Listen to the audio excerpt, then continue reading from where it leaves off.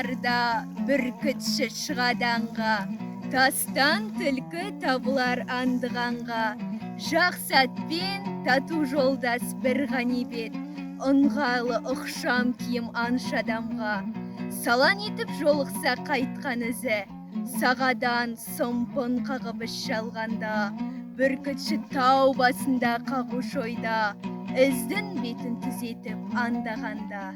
томағасын тартқанда бір қырымнан, қыран құс көзі көріп самғағанда, төмен ұшсам түлкі үрлеп құтылар деп, қанды көз қайқан қағып шықса аспанға,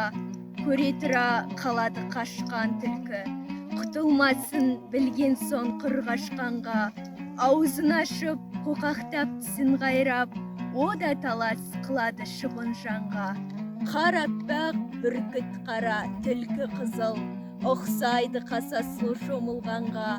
қара шашын көтеріп екі шынтақ, о да бүлік-бүлік етпей ме сипанғанда, ұқпасын үстірт қарап бұлғақтасан, суретін көре алмасын көп бақпасан,